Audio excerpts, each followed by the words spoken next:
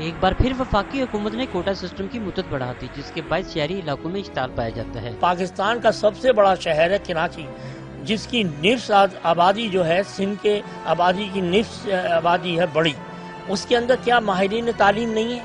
کیا پڑھے لکھے لوگ نہیں ہیں؟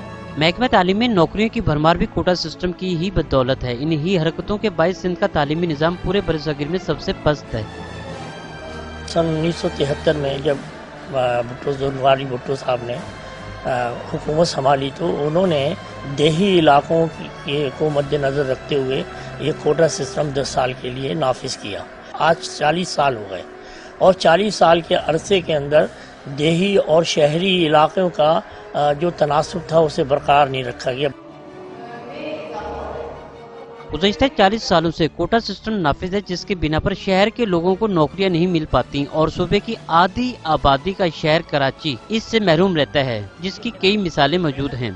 یہاں پر ہر صوبے کے لوگ آتے ہیں اپنی نوکری کے لیے، اپنے جاب کے لیے۔ میٹرو ون سے گفتگو کرتے ہوئے تعلیم بچاؤ ایکشن کمیٹی کے کنوینئر انیس الرحمان نے کہا کہ دراصل یہ میرٹ کا قتل عام ہے، جس کی جتنی بھی مذمت کی جائے کم ہے، کیونکہ یہ آئین میں دیے گئے بنیادی حقوق کے متصادم ہے اور شہر کراچی میں بد امنی کی بڑی وجہ بھی کوٹا سسٹم ہی ہے۔ پچھلے 10 سالوں کے اندر جو بد امنی اور جو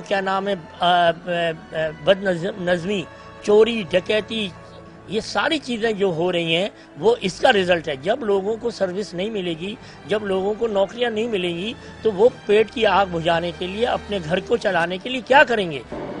کوٹا سسٹم ایک ایسی لعنت ہے جو سندھ کے سوا کسی اور صوبے میں نافذ نہیں۔ وفاقی کابینہ کا کوٹا سسٹم میں توسیع کرنے کا فیصلہ میرٹ کا جنازہ نکلنے کے مترادف ہے۔ یہ قومی وحدت پر کاری ضرب ہے۔ شہری علاقوں کی بھی جو سیٹیں تھیں، چاہے وہ ایجوکیشن میں ہوں چاہے دیگر شعبوں میں ہوں، وہ سارے کے سارے دیہی علاقے کے لوگ لے جاتے ہیں۔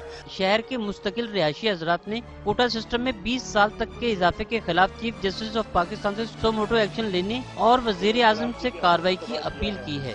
کیمرہ مین عامر جمیل کے ہمراہ Muhammad Idris Saraien, metro one news, Karachi.